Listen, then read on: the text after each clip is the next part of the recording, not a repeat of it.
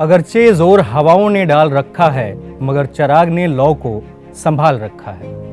अहमद फराज के इस शेर के साथ मेरी औपचारिकता स्वीकार कीजिए।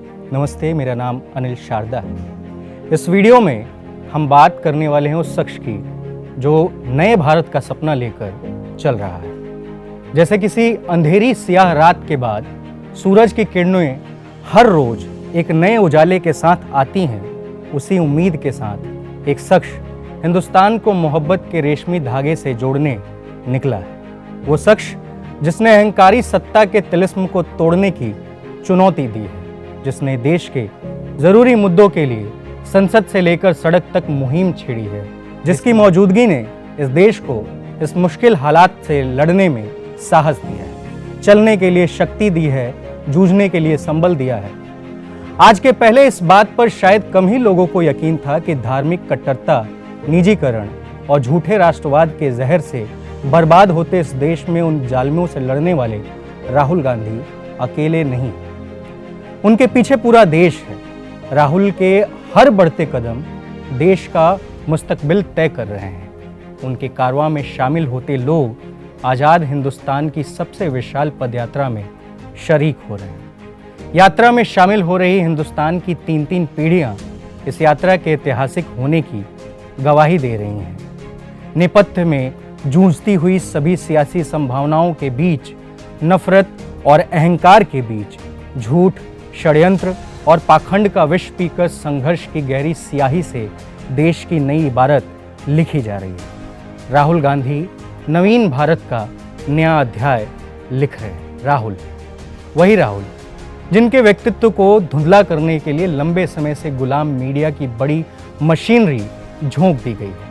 व्हाट्सएप यूनिवर्सिटी पर जिनके भाषणों का आधा अधूरा हिस्सा काट कर चलाया जा रहा है, जिनके खिलाफ सैकड़ों फर्जी खबरें फैलाई जा रही हैं, हजारों करोड़ रुपए बर्बाद किए जा रहे हैं, मां को विदेशी कहकर अपमानित किया जा रहा है। वही राहुल जिन्हें सियासत भले विरासत में मिली हो, लेकिन उनका संघर्ष पूरा विश्व देख रहा है। वो हार्वर्ड से पढ़े हैं, सुरक्षा घेरे में अपने बचपन को तपाया है, लेकिन आज जब वो सड़क पर निकले हैं तो कोई सुरक्षा घेरा उन्हें अपने लोगों से मिलने से नहीं रोक पा रहा है।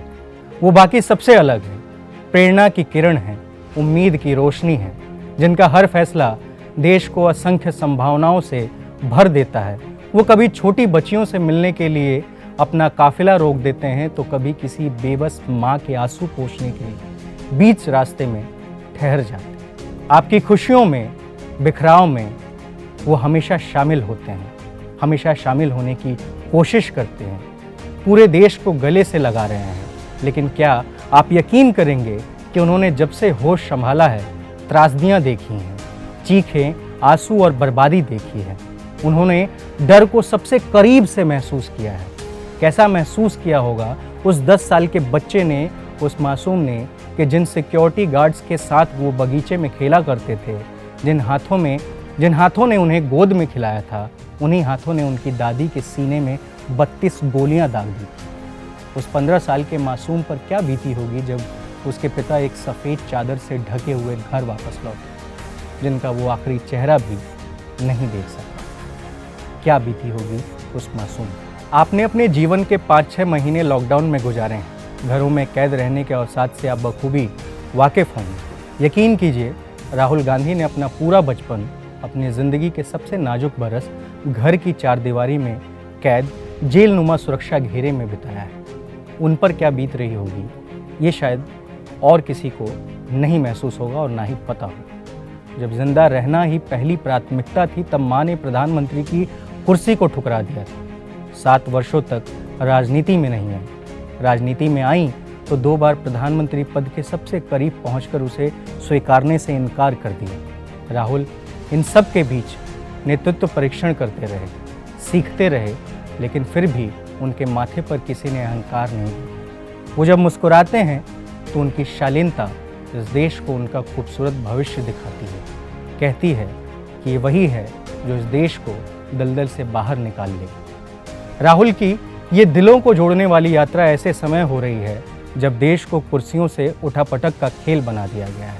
समाज के विभाजन और दिलों की टूट पर किलकारी भरता हमारा भारत बिखर रहा है। जब इसके रंग इसकी तासीर, इसकी जमहूरियत, संस्कृति, भाषा को बदलने का खतरनाक खेल खेला जा रहा है, तब राहुल गांधी आज़ाद भारत में बराबरी, लोकतंत्र, विविधता और मोहब्बत के फलसफा के लिए पदयात्रा कर रहे हैं। इतिहास गवाह रहा है कि हमेशा मोहब्बतें जीतती रही हैं।